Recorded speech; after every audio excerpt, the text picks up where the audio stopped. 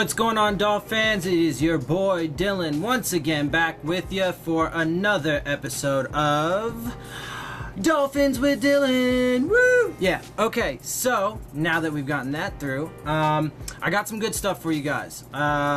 First of all, I want to tell you that it is confirmed now, it has been confirmed since my last video, that Marquise Gray is going to IR with a torn Achilles. It was a non-contact injury sustained during one-on-one drills yesterday.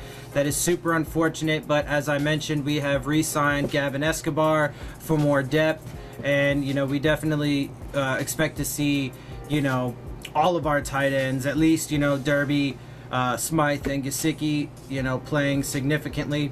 Of course, you also expect that Gesicki is going to be utilized quite a bit to stretch the field down the seam and in the red zone. But anyway, so transitioning from that, I'm going to give you the updated injury report for both teams. So if you recall from my previous video, the Tennessee Titans have safety Kendrick Lewis listed with a foot injury. He did not practice again today, most likely going to be out for the game, I would think, because he's been the least able for practices for them out of their guys on the injury report. Tackle Jack Conklin with a knee injury, he's been limited participation. I expect he'll probably be ready for the game, but hopefully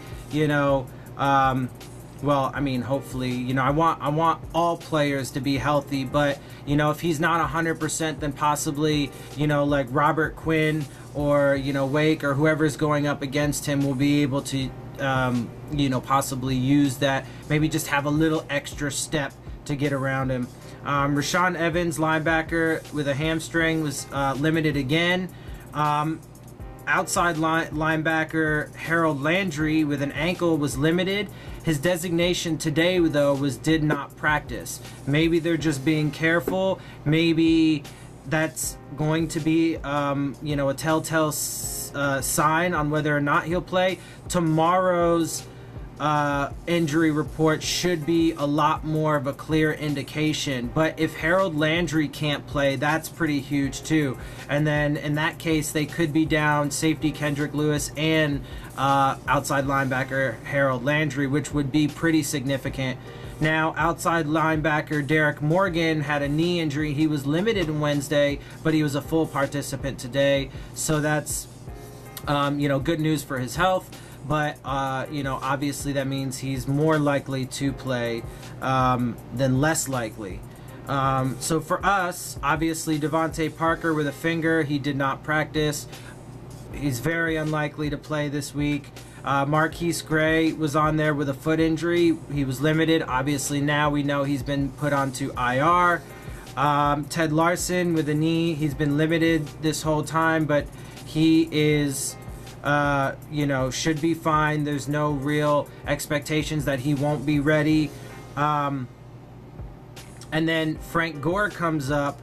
Obviously, he was on the injury report with an Achilles. Today, they actually designated it, though, with an Achilles / non-injury related. He was a full participant yesterday, but he had a veterans rest day today, so they did not practice him, so he was not a participant. And then Jakeem Grant, concussion protocol, which he is now out of. He has been cleared of, but he was a full participant yesterday, was a full participant today. And Josh Sitton had guard with a shoulder injury, but it's super minor. He was a full participant in practice. He's probably just a bit sore. So there really is not a whole lot to worry about. Obviously, the most disconcerting thing is the fact that Marquise Gray has been put on to injured reserve. We expected him to do good things for us, expected him to be a pretty major proponent of this offense. But I'm not overly concerned. Obviously, we hate to see that, but it could have been to a more prominent, a more important player, and obviously, we definitely don't want that.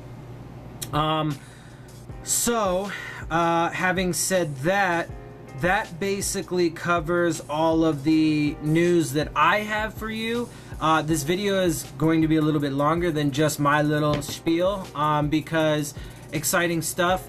Adam Gase did an interview, Dow Loggins did an interview, Matt Burke did an interview, I believe Darren Rizzi also did an interview, Brandon Bolden did an interview. So there's a bunch of good content for you, a bunch of good information that I'm going to be putting into this video for you guys, so you can get all the information, so you can get the quotes directly from the players, from the coaches. That way you don't need to hear me jumble it up, and you guys can see for yourself, you know, obviously what the context is behind it, and you know how they say things, you know, because obviously some things get lost in translation sometimes when, you know, the media guys or whatever, I guess you could sort of call me a media guy at this point, you know, there's something sometimes lost in translation when the interpretation comes from somebody else. So I like to make sure that you guys have that. I hope you guys enjoy that. I hope that is something that you do like as part of my videos. I know sometimes it makes them a little bit longer, but you know, obviously you don't have to watch all of it.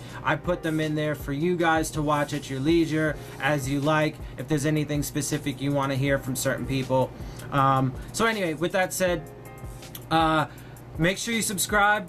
For sure, hit the subscribe button, share it with your friends, post it on Twitter, Facebook, whatever you want to do. Just tell them about it. You know, hit the like button, leave your questions, comments, concerns, and I hope you guys enjoyed the interviews. And with that, I'll see you guys soon. Fins up.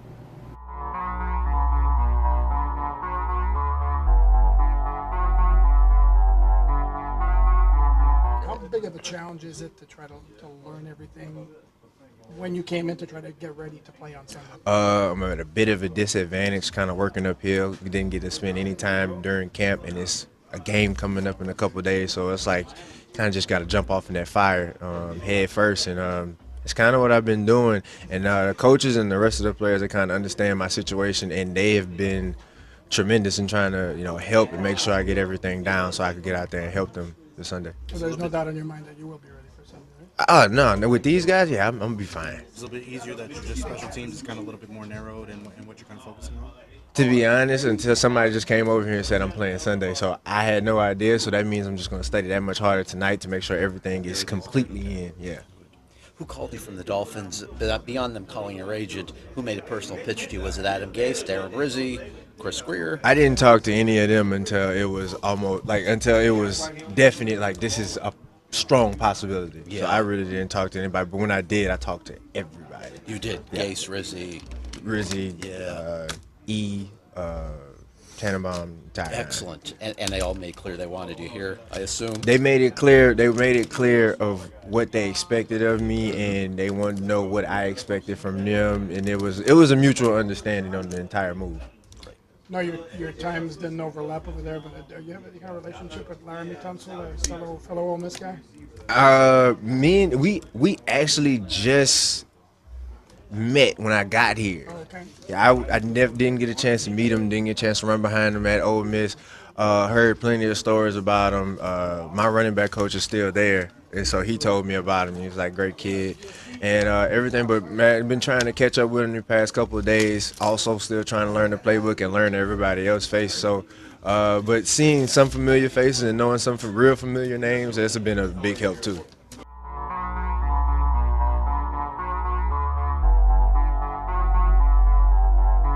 Successful NFL offense. What specific things have you seen? We're going to have to put in the work, and we're going to have to make the plays on Sunday. And, you know, we've been practicing hard, we've been working hard, and we're ready to get out there. And, you know, we have a lot to prove. So, you know, we'll get out there and you know, try our best to prove it. How's your chemistry with Ryan so far? We're working hard, man. So we'll get out there on Sunday and let loose.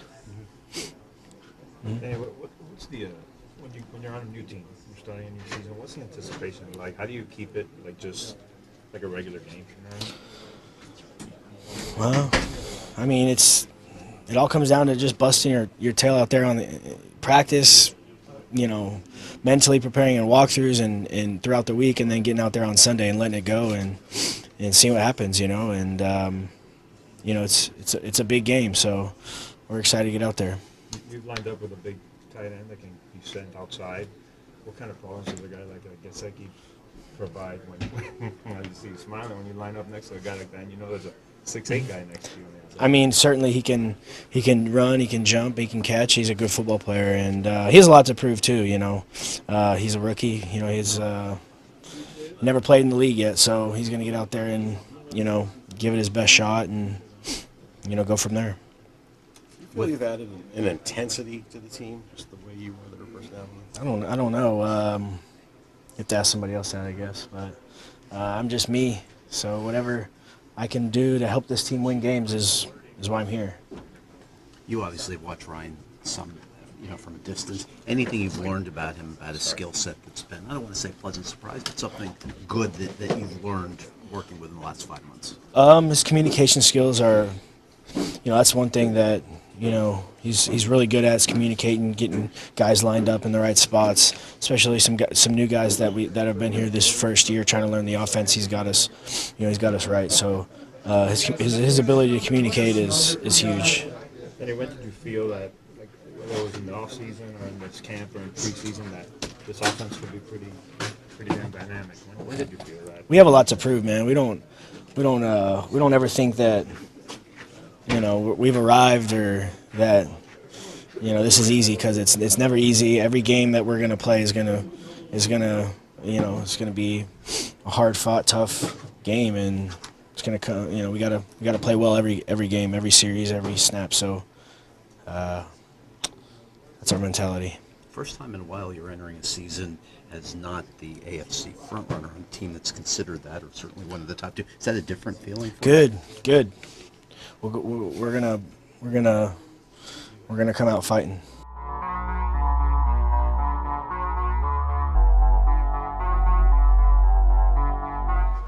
Marquise, right around. Yeah, I mean, that's always tough, especially when it's something serious to a guy who's so beloved in this locker room, a guy who's taught me and Mike so much the first few weeks of us being here. So yeah, you never want to see that happen to a guy like that. Obviously, they say you always have to be ready because you're next man up. But yeah. How important do you feel like your role is now with this team? Yeah, I mean, important. I think all along it's been prepare like you're going to start week one. That's kind of how I went into things in college early on, and that's kind of how I've approached things here as well. So in terms of being ready as far as game plan and things like that, I'm confident, and we'll just keep moving forward. What are some things you've picked up on by listening to and watching Marquise? Yeah, well, first and foremost is just being a professional. He goes about his business in such a professional way, on the field and off the field. He takes care of his body so well, eats so well. On the field, he's a calm presence, and that's kind of how I try to play too. So he's been a real role model for me so far. From a blocking perspective, obviously you were an accomplished blocker in college. Marquise is an accomplished professional blocker. Are there a couple of little tips or nuggets that he gave you to help on blocking? Yeah, I mean, specifically it's just from me watching him every day, because like you said, we play the same position here. So when he's taking a rep, it's a rep that I'll see later. So just little things as far as how fast he gets off the ball, hand placement, the general techniques of run blocking in the NFL, and he's done it successfully for 6 years now in the NFL. So he's a great guy to watch from. We've heard nothing more about just you as a blocker. Are you ready for this NFL first game? Are you ready as a blocker? I know college is a little bit different than the NFL, no? Definitely. I mean, I'm excited about it. It was nice to get 4 preseason games under my belt, because now it's kind of just preparing for another game. But I'm excited, confident as far as the things we do here in the run game and the pass game. So yeah, ready.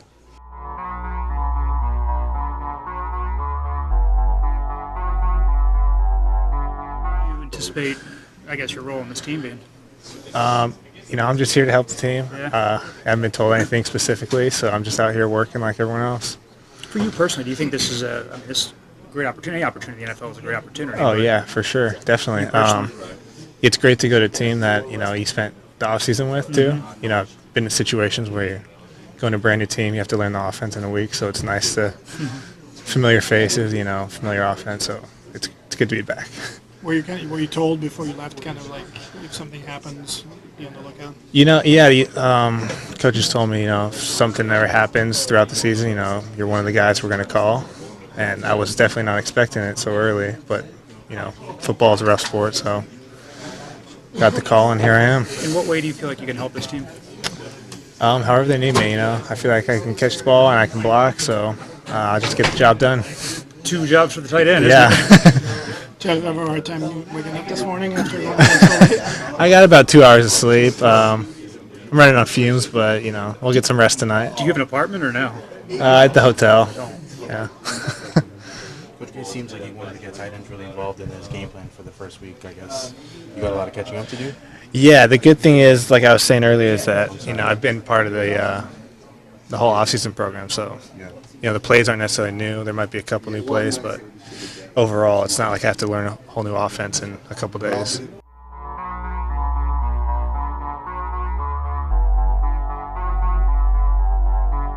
you expect to play in this one? As much as I can. But if it's 1 rep or 10 reps, I'm going to give it all I got. So that's all I can really control. You mentioned about Raekwon, and you mentioned this during the preseason, to have him out there at the same time with you. There was sort of a comfort level. Mm-hmm. Do you feel the same now going into real games? Because this is a guy who has known you since college. Right. Yeah, it's definitely comfortable, but, there's guys out there that I really lean on a lot. Kiko's one of them. But it's definitely very comfortable to know Raekwon's out there, but pretty much learning from all the guys around me. That's probably one big thing you learned from Kiko so far, besides just going on the right sideline. It's so many things I learned from Kiko. It's crazy. We got to I started asking him to teach me Spanish a little bit. Yeah. I stopped that because Why? What happened? he knows the slang of Spanish, not the the proper way. So, but Kiko teaches me so many things. I can't really pinpoint one thing. Yeah. So every day I pretty much learn something new. So all credit to him.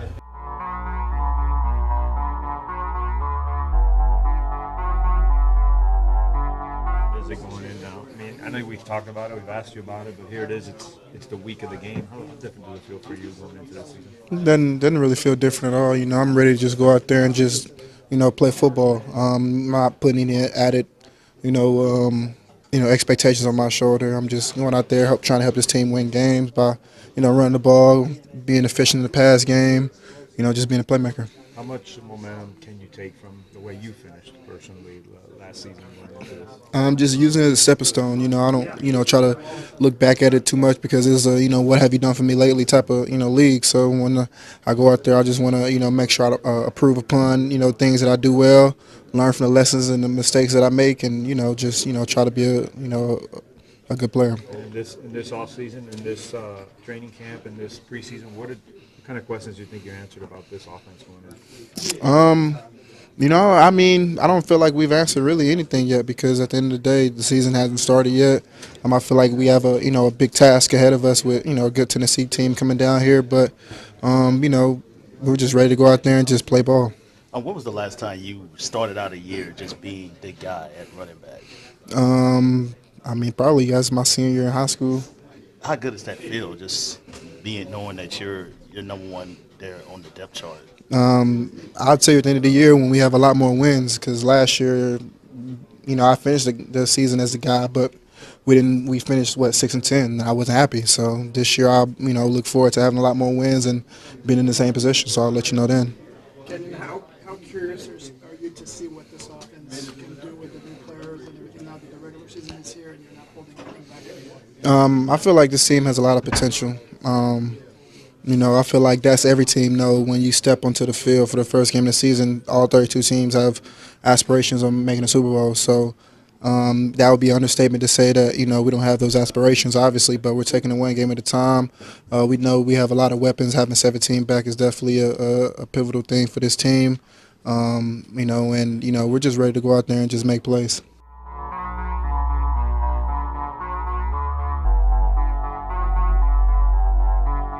He's done a lot, in New England where he was. He played a lot of different positions. I know he was a little bit of a leader. Got a chance to evaluate him even more specifically a couple times in free agency and kind of dove into exactly what he does. But obviously from playing those guys 2 times a year and knowing exactly kind of where the positions he played, we thought kind of after the cuts and where he was, it would be a really good fit. And been really, really excited. He's a guy that's obviously ready to go. He's mature.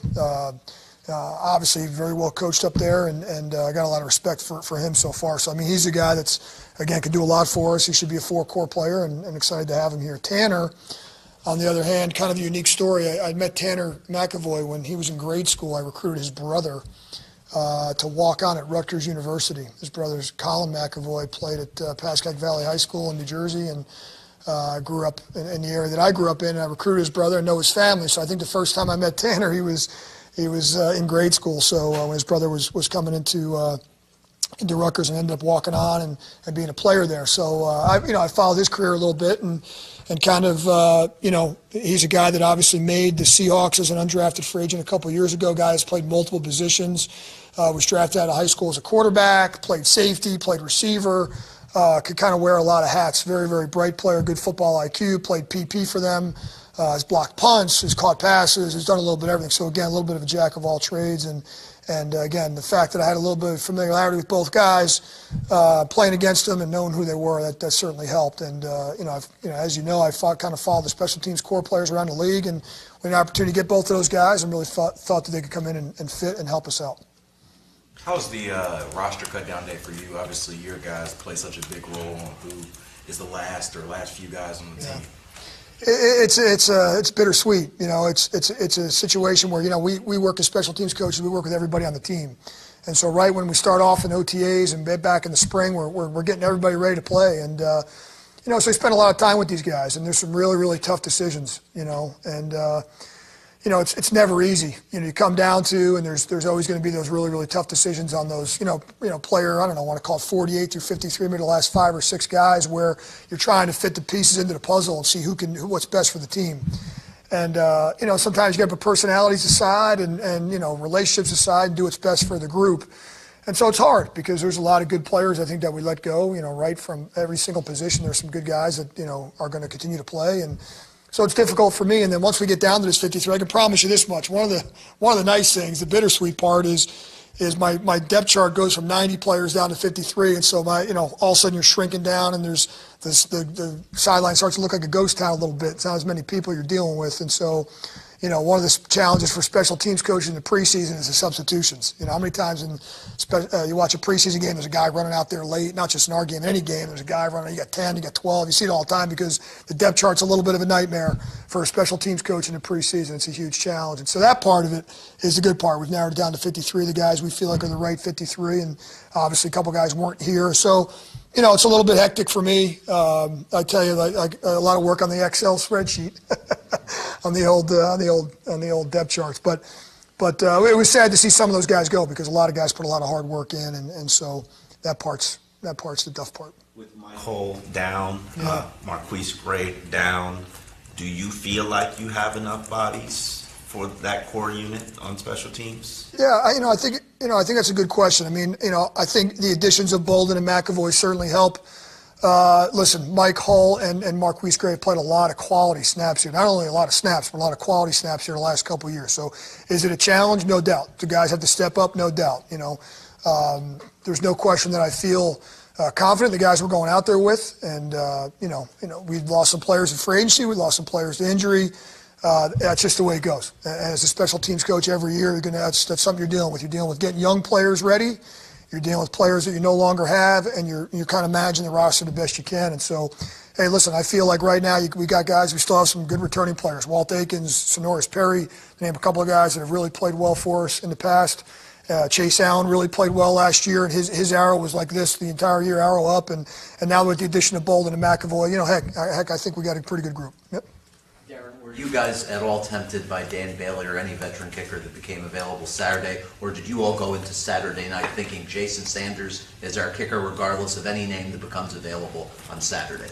Yeah, I think the first thing, Barry, is one of my jobs as special teams coach, kind of get a pulse on the rest of the league and where teams are at with kickers across all the specialists across the league, and so we're always monitoring that situation. There's no doubt about that. That's year round. And so, you're always at the cut down day. You're always going to be. There's always a couple names you maybe weren't certain were going to come available. That come available. So yes, definitely had kind of a pulse on that, and kind of was definitely looking at that. However, I really felt as camp went on, Jason and Greg both got a lot better and really improved. And there was a point in camp where I felt like, we have our kicker here in Miami. I feel like our guy is here on the roster, and that thing went down to the wire. I mean, both those guys were good. I mean, and really improved throughout. At the end of the day, the decision to go with Jason was really just more of a consistency thing. Obviously we chart everything and the analytics and all that stuff right from when they get here. It just felt like Jason Gate was a little bit more consistent. They both obviously have great ability. Heck, Greg's already gotten tryouts, I think, with other teams since he's left here. I think Cleveland worked him out the other day, maybe some other teams. And so not a surprise because he's a talented guy. And that wasn't an easy decision, but we're really happy to have Jason as our kicker. I'm really, excited moving forward, and I think I'm really looking forward to getting him out there on Sunday. I know that Jakeem Grant is cleared to play. Mm-hmm. You'll have him. I'm sure you're relieved about that.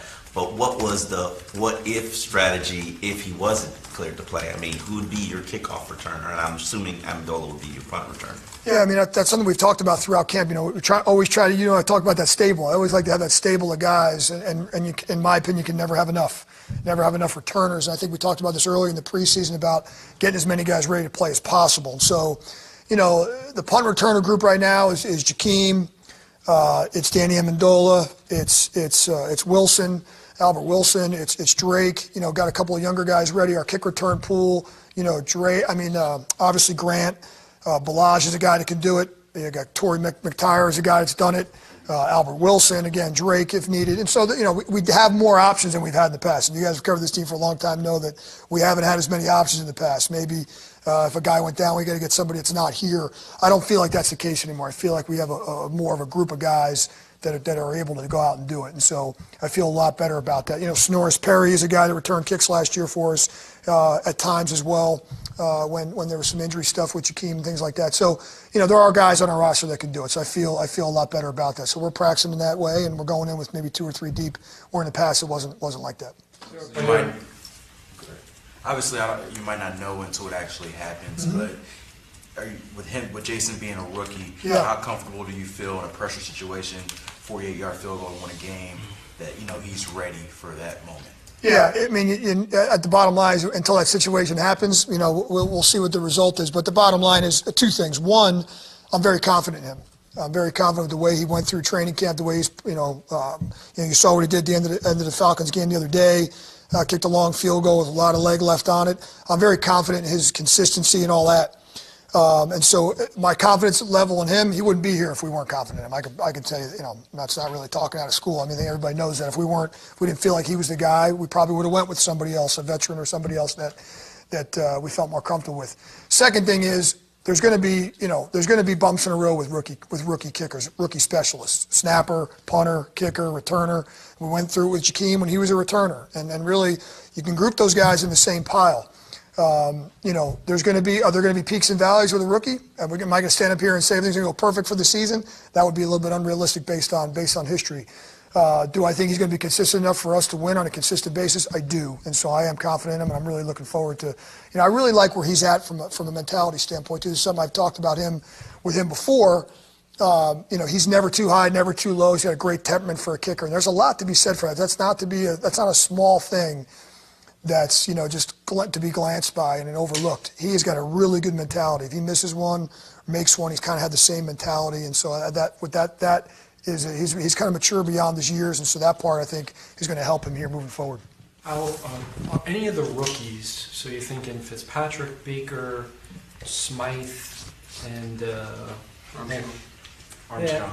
Well, I'm thinking somebody have any of those guys really jumped out? Like, wow, they can really be good in one of the 4 cover teams, cover kickoff, or made great progress since they arrived. Couple things. Maybe more than in the past, we brought in some rookies that had a little bit more special teams experience in college than maybe some groups in the past. So a guy like Minka played a lot at Alabama. He played a lot of special teams at Alabama. Baker played a lot of special teams at Ohio State. Balaj played a lot of special teams at Arizona State. That's usually not the case, especially with the higher draft picks. And so these guys had a little better foundation coming in than most. And so I think that makes them a little bit, I know it makes them a little bit more advanced. And so they've all flashed at times here in the preseason. Now, Minka didn't play a ton of special teams in the preseason, but he had maybe the most experience of anybody. And so very comfortable in using him. Baker, obviously know his linebacker coach, defensive coordinator at Ohio State, Greg Shannon, was a guy I worked for 6 years, and so certainly had some history there and kind of knew his makeup coming in, and he hasn't proven anybody wrong. He flashed and made some plays in both defense and coverage, and so, Balaj is another guy, although he missed a couple of games.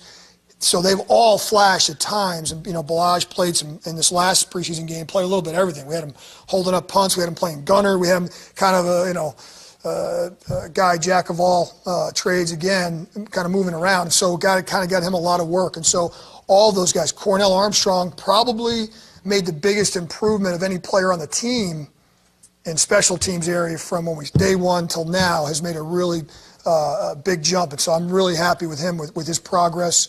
And so he really was a guy kind of on the most improved list, if you will, as we go through. So all those guys at some point have flat. All the rookies that are going to play for us. Durham Smythe is a guy that came in right away and probably picked up things quicker than anybody in terms of in the rookie class, in terms of mentally, really good football IQ, kind of knew that coming in, really good makeup. And so he picked up things very quickly. Nothing was too big for him. And so all those guys, that we just mentioned have all at one point or another proven that they can kind of, hold their own so far. Riz, with changes on the special teams, how much more important does Walt become?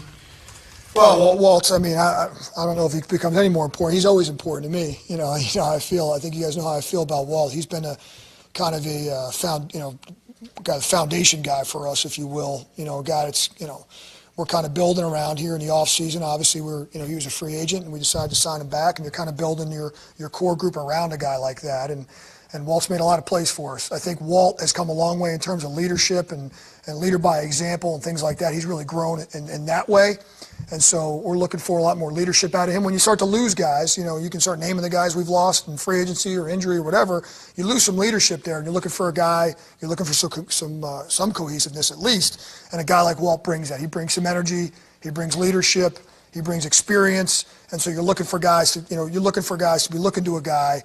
When you're on Sundays and things start flying around, and he's the guy kind of holding it together right now. And so I've been really, really happy with his progress, both as a player and a person and a leader. And so, his maturity he's really, really grown. His maturity's kind of taken off. And so, I can't really speak enough about him. He's been great. And, he's been a guy that, again, there's going to be some of those younger guys who are going to lean on. And I've watched him go and mentor some guys in practice. I watch him grab guys in meetings. Hey, sit here next to me. And that's no small thing either, And so he's been really, really good. He's been a model for us, a guy you're looking for, a model of consistency in this offseason. So hopefully that shows up on Sunday.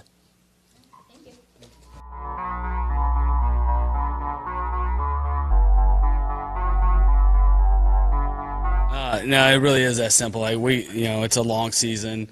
Excited about the roster we have. Those guys in the front office and Adam have done a great job building it, and we really need to have a good practice tomorrow and get ready to go play a ball game. All right, hold on. After tomorrow's practice, can you tell us the real answer?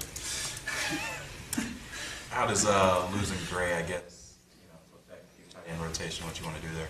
Well, we drafted 2 tight ends and have high expectations for those guys, and they've had a good camp and a good round of OTAs and with Durham and those other guys. And the nice thing is, we had a guy that had been in our system for a long time. We were able to bring back. So expect those guys to play well. They're smart kids. They understand the offense. They've had an opportunity to be in it for a little while now, and they'll keep getting better with every rep and every play they get. Safe to say that neither will be eased in anymore, given you guys think you can produce now. I think all of them would have played to begin with, but it just it may expedite the process a little bit, because Q would have been part of the offense, but they'll be ready to play. Can you give us some insight on how far Albert Wilson has come since you got your hands on him? Yeah. Al was the guy we really liked in free agency, a guy that can do a lot. And I don't know how far he's come. He's really done a good job studying and learning the offense, and there's a lot. And he's a guy you can move around and do a lot of cool things with. And we're excited to actually be able to use him and do some different things with him in a variety of different ways. Now, you were one of the leaders in the league when you called plays for Chicago in terms of running the football. And obviously, maybe that had a lot to do with the fact that you had a rookie quarterback. But how do you translate that commitment to the rushing attack here?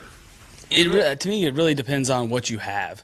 You know, if you're a team that's built around your offensive line and you have an inexperienced quarterback, you got good running backs, and you're going to run the football more. And if you're a team that has good skill guys and good tight ends and good backs and a veteran quarterback, then you can do different stuff and you can be more versatile in your system. And a lot of these guys are in year 3. Our quarterback's in year 3 of an offense, even though he's only played in it. This will be his second year actually playing. But just being around and understanding it, I do think it's important to run the football.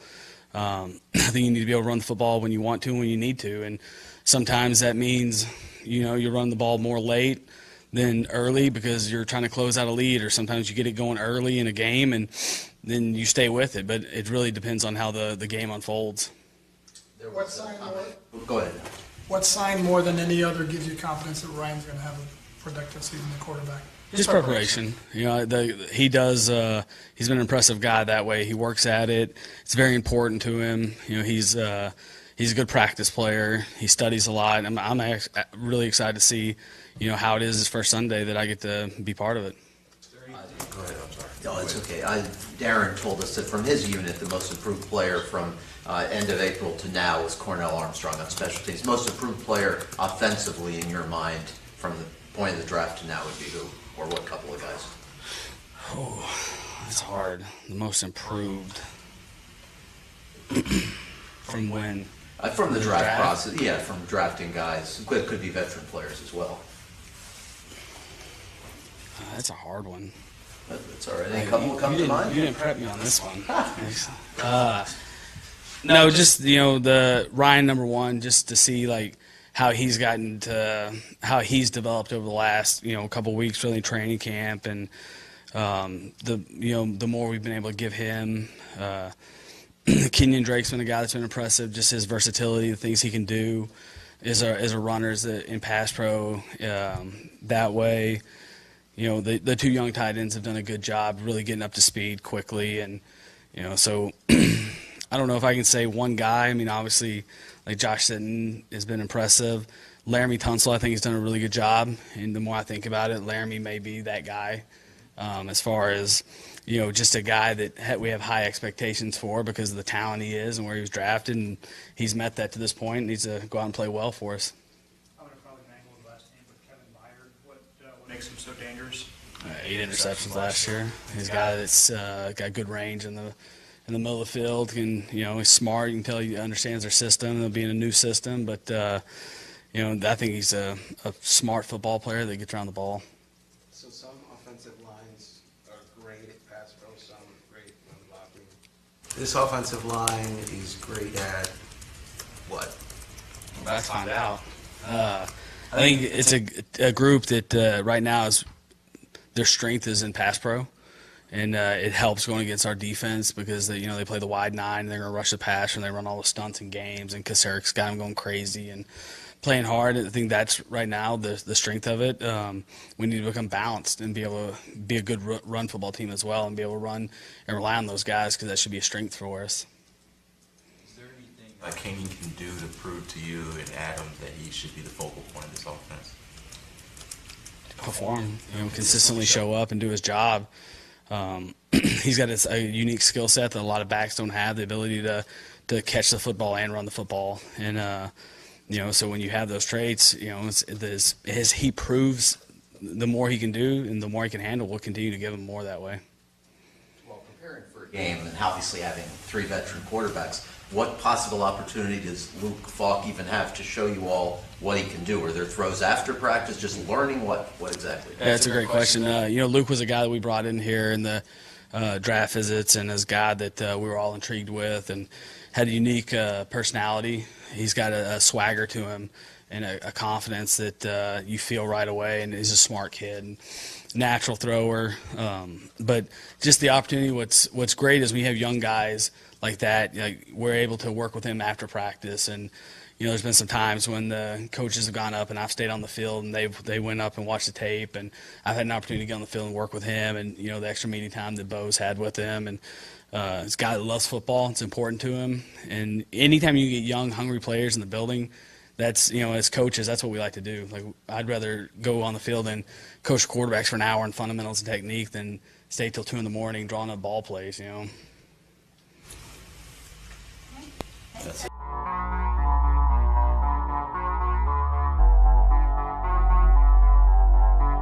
I could have counted on that.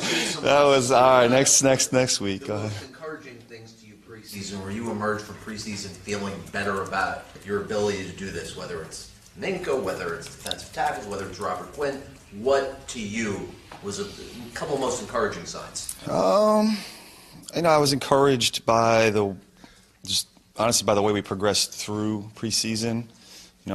Wasn't necessarily happy with how we started, but I thought we kind of got better as we went through week to week to week.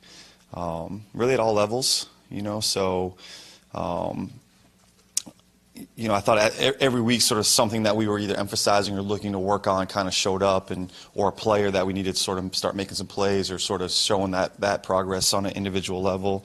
That happened.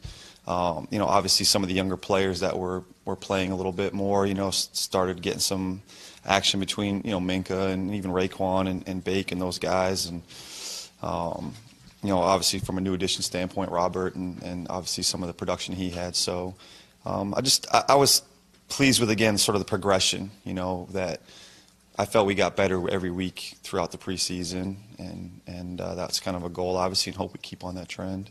You don't see a ton of mobile quarterbacks, but obviously you have one this week. What lessons, I guess? See one every week in practice, man. That's true. In a game, I meant. Okay. What lessons of the last 2 years from mobile quarterbacks you faced do you think you're going to take going forward? From the last few years, I don't know. We've had, say mixed success with some of those guys. I think for us the biggest thing is going to be, obviously having a sort of committed rush plan on how we're attacking him, on third downs and those sort of situations.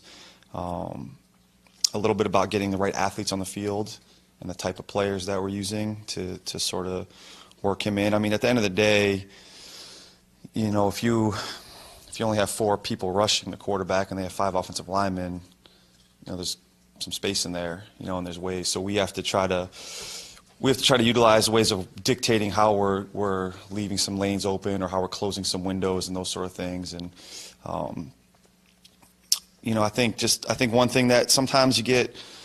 One thing I'll say I'm cautious of is, I think one of the mentalities is all like, keep him in the pocket and just sort of, mush rush and kind of just squeeze it down sometimes. And a lot of times, those guys get sticky on blocks, and then when he starts moving, they can't get off, to help chase or close things down. So, I think I'm a little cautious of just telling those guys just stand there and try to sort of two gap and fight it a little bit. So we're going to try to do some things. We're still attacking, and that's our mentality, but we have to be able to dictate what windows are open and how we're closing them, and who, we're always going to have a set of eyes on the quarterback from the back end as well, whether it's just in zone coverage or, spying and those sort of things. So we'll have some different pitches, hopefully, and have some success. Is there any concern on run defense? Yeah, I know there's concern for everything.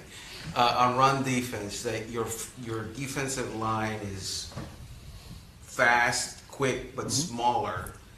And now behind them, you've got young linebackers that might not always be in the right place. They better be in the right place.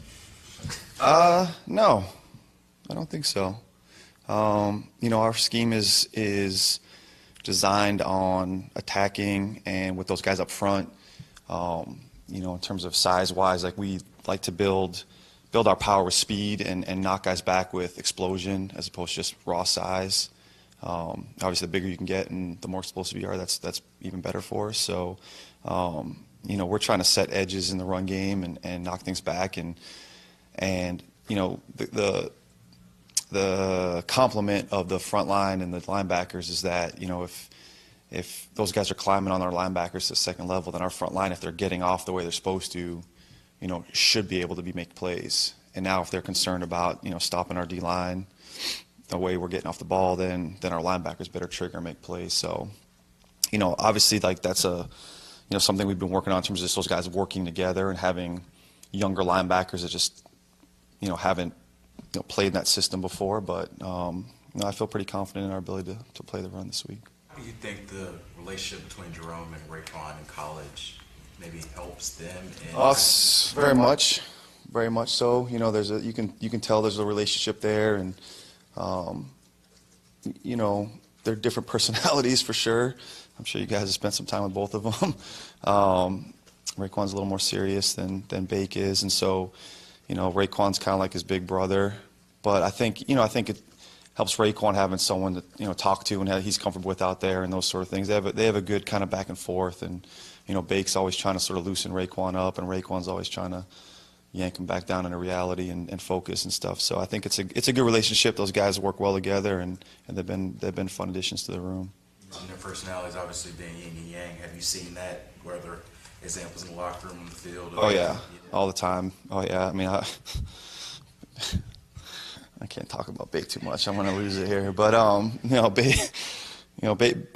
Bake's a kid at heart. You know, he likes to have fun, which I encourage all the guys. I truly believe this. Just probably in life, like, you know, you have to be yourself. Like, you know, you can't be successful in what you do if you're not who you are. And you know, we don't try to dictate personalities to anyone. I mean, everyone has to be serious about their job and do what they're supposed to do. But, you know, so, you know, Bake is a little different than Raekwon, but sometimes Raekwon's tugging on him like, hey, man, like, settle down and let's pay attention. And, you know, you see times when Raekwon's serious and Bake's trying to clown around on him a little bit to loosen him up. So it's a good back and forth those two have. How do you feel about those two guys on the field Sunday? See, I feel good. I feel like they're going to be out there, so we'll find out. You redesigned the secondary when you moved Bobby and you moved Minka. Mm-hmm. Did it click instantly for those guys, or was there a little bit of a transition process? Yeah, it's both. You know, I mean, Bobby's played outside for us before. You know, we started a few games at the end of last year there, and you know, we always have been, you know, cross-training those guys. We don't like to just have like just an inside guy or just an outside guy or whatever. So he's got some of that work there. You know, but yeah, as a unit, you know, obviously that's kind of a different collection, and you know, really a little bit with Mink, you know, how he interacts with the inside guys too. You know, a lot of times that nickel spot, like where Bobby was really good communicating in to Kiko and then to Raekwon or whoever, like to work those games. A lot of times they're dealing with each other in terms of passing stuff off. So, you know, that was just a new level of communication, you know, on the inside part of things. And Bobby, for him to, you know, see, you know, to really get the depth of work that he's getting outside now to see some of those things, you know, from sort of that perspective is, you know, there's always growing pains when you do stuff like that. But, you know, the one thing about both those players, about Bobby and Minka, I mean, they're both dedicated, like, students of the game. Like, they love ball. They're always in the building. They're always working at it. So, like, the approach, like, we had zero reservations about their approach to taking over those spots and doing what they're going to do to, you know, put their best foot forward on Sunday. On offense, sometimes you hear the cliche, we'll go with the hot hand if there's two backs, or even some teams that run two quarterbacks in college. Do you have that idea with your defensive line, or is it, no, we're going to split these snaps, it doesn't matter, you know, who's playing well this game, our plan is to rotate? Yes, I think that's the answer. We're going to waive our guys. Like, really our philosophy is we want those guys fresh. And the way we ask them to play in terms of chasing the ball and getting off and exploding and running and doing those things and playing with a relentless approach, that you can't ask a guy to do that for 75 snaps a game, no matter how hot he is or, you know, how good he is or all that stuff. So, you know, credit to you know, Chris Greer and Adam and those guys for building some depth there a little bit, that we feel comfortable with putting all those guys out on the field. And we're going to try to, just like I said, try to waive those guys as best we can. And we feel better about all those guys getting however many pitches they have, you know, if it's 25, 35, 45, whatever it is, but having them at full speed than having to play 75 snaps and maybe not getting your, you know, what we want for half of them. But I assume that you would want your 18, is the right way to put it, but Cam and Quinn are your They're pretty good players. Yeah. Players. You want to make sure they're on the field, the most important part of the game, too. Yeah, I mean, I think Chris does a good job, like, managing the group. And it's hard. It's a hard thing to anticipate that stuff. You know, I think actually, I got to get my brain straight here. The Baltimore game, I guess it was, when we had that long drive, we had that 16-play drive, the one they got the points on it, that they kicked the field goal at the end that we held them on. you know, and even actually Adam had made a comment like we were fresh, we got to stop at the end because it was a 16-play drive, but all those guys were going about 2-3 snaps, getting out, get the next group in. 2-3 more getting out, get the next group in, you know what I mean? And by the time we got down the red zone, you know, Adam made the comment like, hey man, a lot of times we do that on offense and they're so gassed by the time they get down there, you know, they've played a lot of snaps in a row that, you know, you can kind of knock them in and stuff, and we end up obviously like making a stand there and holding a field goal. So, I mean, that's the philosophy that if we do, you know, hopefully that's not, you know, the case a lot, but if we do get into longer drives that there's fresher bodies and that when a critical situation comes in, those guys haven't been like playing for 20 snaps in a row and stuff like that. So it's hard. It's not easy to manage a game like that from, you know, from his perspective in terms of rotating that group in. I kind of leave that on him and make sure that, hey, you know, I'm not calling certain groups out there, that he's got to get a feel for the game situation and how he handles his group. And he does a really good job with that. So it'll be our plan to keep all those guys fresh as best we can. Hopefully it's hot out this weekend. Bobby's going to end up being the guy on the outside. Do you anticipate Tankersley or McTire being the first guy to spell, you know, one of them if they need to? Yeah, I don't know that we have any direct plans to doing that right now. You know, again, the part of it depends on who's active and from a team-wide approach, you know, what Adam decides to do there. But I'm not sure that we really have any plans to like rotate guys in right now at this point. You expect what from Xavier Howard? I expect him to do his job to the best of his ability. Come on. That's what I expected of him. I mean, I don't listen. All our guys, I have high expectations for all our players. We have high standards in our room and what we expect from them. You know, obviously has, you know, been a developing player and then sort of a on the rise player for us, and so I'm excited to see him play. But you know, it's like any of them. We don't. You start putting expectations on those guys in terms of, hey, how many picks you're going to get, or how many of this you're going to do, or what you're going to shut this guy down, and then they start, you know, trying to press the issue to me. You know, I don't want, hey, X, I want you to do this year and make the Pro Bowl and have 20 picks and shut this guy. Your guy never catches the ball. Then he starts pressing and getting outside the framework of what we're asking him to do.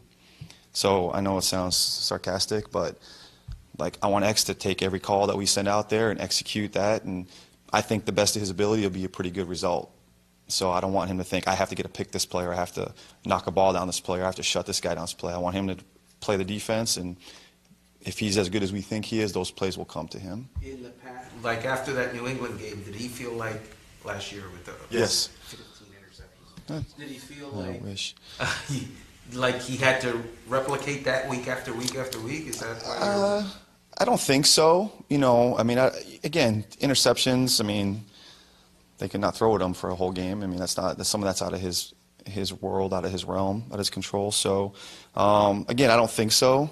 But again, we don't want to get into that game where we're pressing to make plays. We're trying to execute our defense. And again, if those guys that we feel are good players are in the right spots and doing the right thing, then the plays will come. You know what I mean? That'll happen. And so I'm cautious of telling guys, we want this, we need to do this. We need to run our calls and execute our defense. And sometimes there's calls that aren't designed for him to make a play. Somebody else's job to make that play, you know what I mean? So, and if he tries to make the play, then we're exposing something else. So he's got to just go play defense for us, and he'll be fine. His plays will come to him. If we're right about the type of player that he is, he'll make plenty of plays this season for us. Matt, was there a time in meetings Friday and Saturday where you said, we need more than 5 linebackers, it's not enough? Nope.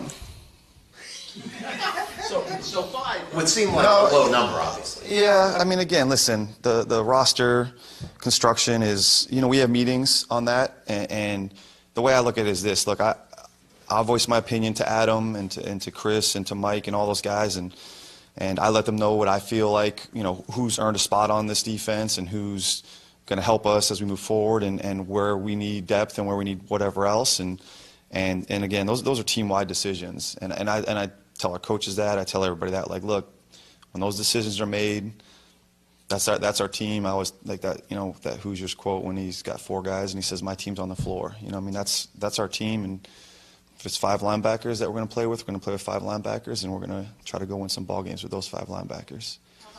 So, go ahead. No, you're fine. It's good. It's good. Cut me off. We're seeing Ken. You can cut me back off while I'm asking. Yeah, keep her all day. Can't wait, but 2 pretty good seasons after the Achilles injury. I mean, those have already happened. what would it take you to not be sure about him at this point? Would he have to be like 50 years old, or I mean, are you just again? I know. I feel like I answer this question every. Yeah, I just I stopped looking at his age. I really, you know what I mean. It's irrelevant in that case for him. Like I just look what I see on the field. You know what I mean. So if no one in this room knew Cam Wake's story and you just were watching him, you wouldn't say he's, how old is he? 35. Whatever that is. You wouldn't, you know what I mean? Like, I don't, so at this point, like, my first year, so you're marveling at it and you're going, man, well, this guy coming off the Achilles. And when we first got here, he was rehabbing back into it that offseason when we first got hired, you know, and maybe that first year. But at this point, like, it's just Cam. That's who he is. And so until his play dictates that he's not capable of performing at an elite level, then I stopped wondering about it. I just accept that that's who he is, and you know, age is nothing but a number, whatever they say. So, you know, he's had a good camp for us. He's been performing well. Again, we feel pretty good about our guys up front and the way they've been rushing, and I'm looking forward to seeing Cam Wake play season number 10 season.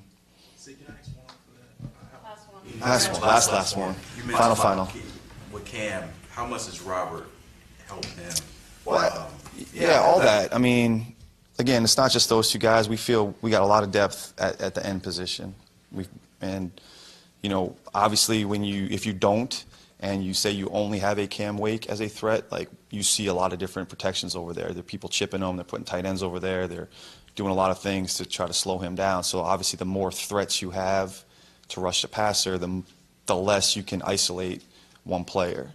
You know what I mean? So again, now you start getting the point, if Robert continues having some success, then now you're worried about, okay, how are we gonna block him? And then you forget about Cam Wake maybe for a day, you know, and that's the game you got to play. And you know, that's part of, you know, keeping those guys fresh and again rolling that group and having all those guys throwing fastballs, playing and play out, and not being able to isolate a guy like that. Anytime you have paired up rushers, that obviously helps. It just balances out what an offense can do to protect, because you've got threats from both sides. Cool. That was easy. You all right, man? You quiet? You sick? All right.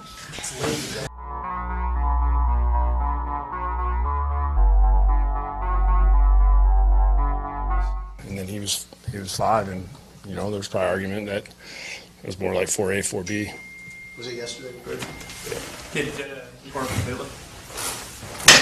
Whatever tearing it. Yeah. You expect Mike Gesicki to force into that starting role?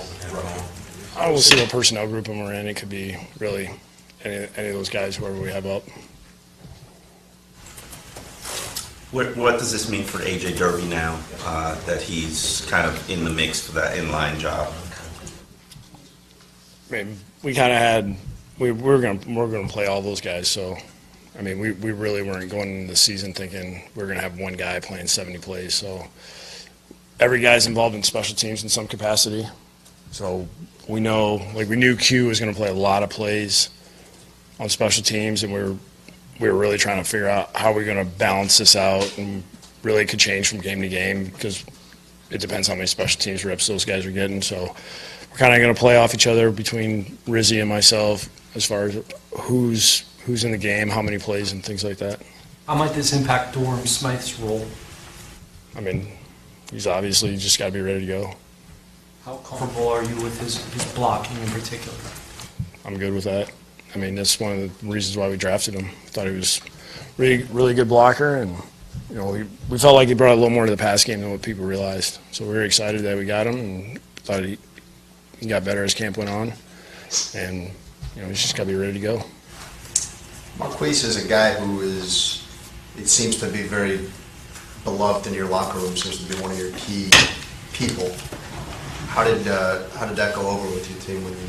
I mean, there was a lot of us that, you know, we went to see him when he got back. You know, when we just made sure we confirm it. You know, I think it was just tough to see him like that. You know, it just wasn't. I mean, it showed everybody how much he cared about being on this team and how much he wanted to be a part of it this season. And you know, it's one of those things that he's going to work hard to get back, and you know, it'll be good when we do get him back. What can you tell us today about Devontae Parker? Same as yesterday. You just put same as. How's William Hayes looking for you this year? Good. You know, he's just ready to go. He ain't saying much right now. He was bugging me for the last month saying he's ready, so I think he's just ready to get to the game.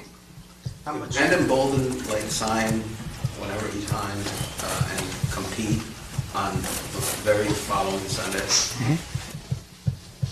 How much does William Hayes' insertion into that defensive line sort of fortify you guys probably against the run? He's a difference maker. I mean, I don't know if there's many guys that set the edge as violent as he does. And I think what makes him a little different than some of the guys that I've seen in the league over the last 5 years is he can transition to the pass game as well. And being able to move inside, outside, he just has a very large skill set for a defensive end. And just say he has a different attitude. Adam, once you get to in-game preparation, how difficult is it to divvy what remaining snaps there are beyond Ryan with 3 quarterbacks? I mean, we have a certain way we do it, but it's nothing that, is keeping us up at night. Adam, is there one aspect of the game or one player that you're looking most forward to seeing on Sunday, whether it's Tannehill or no huddle or covering tight ends or anything? No, I'm just getting ready for the game, and we'll be ready to go. How do you believe this defensive group is better equipped or prepared to cover opposing tight ends this season with some new guys? I mean, you got Fitzpatrick, Baker, McMillan, 3 new players. How do you think that might help? Well, our safeties are probably going to cover tight ends more than anybody. Half the time, people thought the linebackers had it. They didn't. So we'll be all right. Do you feel like this unit is more equipped to? I mean, you guys led the league in tight end production last year. Do you feel like this unit is more equipped to do it better? We got enough safeties to handle it, so we'll be all right. What do you think of how T.J. McConnell's offseason went? Really well. It's good to go through a training camp with him and know that he's going to be there that first game. We lost him for 8 weeks, which he was playing really well in training camp and preseason games, and then when we lost him and he comes back and he just tried to jump right back in there. And, he knew we were kind of in a spot where we'd lost a couple games and he was trying to help flip it for us. And, this kind of player he is. He's unselfish. He did everything he could to try to help us, and I'm sure that wasn't the easiest thing to do, just coming from being at home and him getting a full off-season training camp and then going into this first game. I think he feels like he's in a good place. There was always a lot of speculation on the outside about him, especially once you guys drafted Minka. Did you ever talk to TJ and reassure him that he is part of your plans? Yeah. I mean, we signed him to a new contract last year. We like what he does for us. We like how he is in the locker room, meetings, practice field, games. We have a lot of confidence in him. How do you feel in general about how Wednesday and Thursday practices went leading into the first game? I thought it was good. Yesterday was one of those days where we had good weather, a little rain, steamed it up. It was a challenge. I thought guys did a good job, put their head down, worked hard. Today I thought it was fast. Guys were ready to go. They did a good job of recovery yesterday. And we had good meetings this morning. They came out and practiced hard. How did Mcevoy do today? Good. I mean, physically he was fine? Yeah. So generally, I think I understand how it works with 2 quarterbacks in a practice for the regular season. How does it work with 4? You just rotate them in. We got plenty of plays. They do some work after practice as well. We do a lot of throwing, a lot of the practice squad guys. Dow and Poe do a good job of mixing it up and getting reps with guys, whether it be in practice or after. I mean, that's really what we're doing. There's a lot of mental things that we do as far as it might be on air, and it might be one guy has this period and the other guy's working on the game plan. So those guys do a good job of just making sure we're organized and it's nice and smooth, and those guys are engaged and they know what their plan is before they go out there. How important was it to get your team cleared going into the season opener? Well, you're kind of at the, like, once you get in the concussion protocol, like coaches, you're out of it, and you just wait for somebody to tell you one way or the other, and then once you do, then you adjust, accordingly. So when they say he's out of the protocol, then we can either continue on our plans or make adjustments to the game plan and move some things around. It's not that difficult. There aren't a ton of real mobile quarterbacks in the NFL, but you've seen Tyrod twice a year for the first couple of years you're here. What did you learn from those experiences going against Kaepernick, guys like that? You have to do a good job of not creating running lanes, really hurting yourself, and you have to have a really good rush plan and make sure that you don't accidentally open up a lane to where they're dropping back to, especially on third down, dropping back to pass, and something gets opened up because somebody's either undisciplined or you're being a little too aggressive, and they take that, and not only does it become a first down, it becomes an explosive play. And Marquise can cover a lot of ground really fast, and if you don't do a good job of keeping him in that pocket, he'll hurt you. The challenge that our pairing for two backs is different as the backs they have. Oh, it's you need to be aware, because those guys have certain things that they're really good at, and you have to have an idea of who's in the game. And it's hard to simulate anything with really either one of those guys, because we don't have a guy as big as Derrick, and maybe we put a wideout back there on pass routes to try to make like the linebackers and safeties realize like what kind of speed they're dealing with, what kind of shiftiness at the top of some of his routes that you're dealing with. So it makes it difficult because you just have to make sure that you understand who's in the game, and you can't get lost in the game and not pay attention to that. Last question. All right, guys, I hope you enjoyed the interviews. I hope you enjoyed the show. And as always, if you did, please hit the subscribe button, share it with your friends, post on Facebook, whatever, hit the like button, and definitely leave me some comments, questions, concerns, anything you'd like to see or hear in the videos, stuff like that. So definitely let me know. And of course, the most important thing is subscribe. So with that said, I'll see you guys soon, and fins up.